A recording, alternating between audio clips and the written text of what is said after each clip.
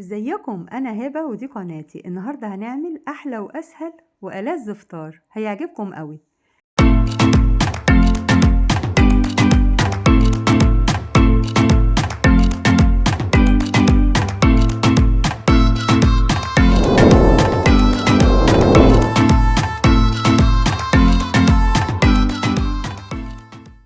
محتاجين فلفل الوان واحده من كل لون، احمر واخضر واصفر، بسطرمه ولانشون متقطعين صغير، 4 بيضات، ملح وفلفل، جبنه رومي وجبنه موتزاريلا، 3 بصلات وسط، وزبده.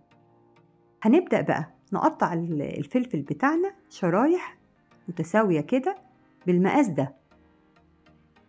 هنشيل بقى الزيادات اللي جواها ونشيل البذور بتاعة الفلفل. تقريبا كل فلفلاية هتعمل 4 شرايح من دي.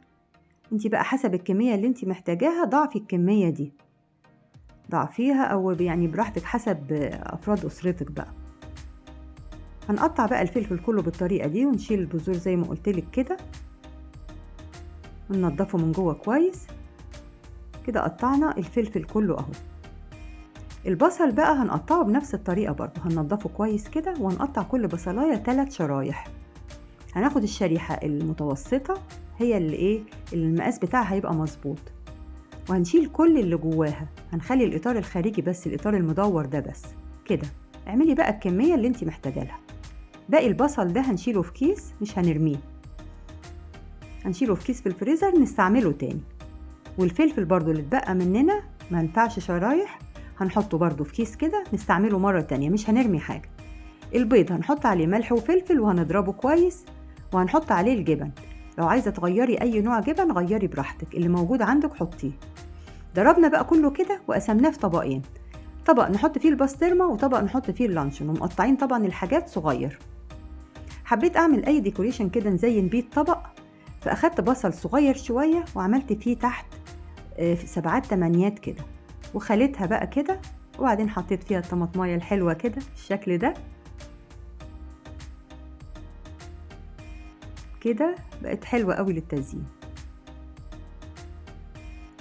الخيار بقى قطعته شرايح رقيقة خالص كده، واخدت حتة وسط خليتها من جوه بالسكينة، تخليها كده خالص، والشرايح بقى ترصيها بالطريقة دي وتعمليها رول كده، لفيها كده فوق بعض، عملت شكل وردة.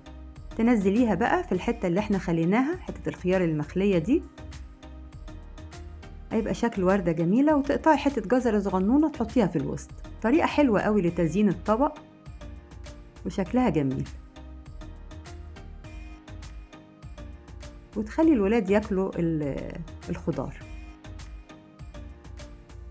بس عملنا بقى الديكوريشن بتاعنا الاول كده قبل ما نعمل الاكل، عشان الاكل يبقى سخن في الاخر، منش نخلص الاكل ونركنه وبعدين نعمل الحاجات دي، لا عملناها الاول.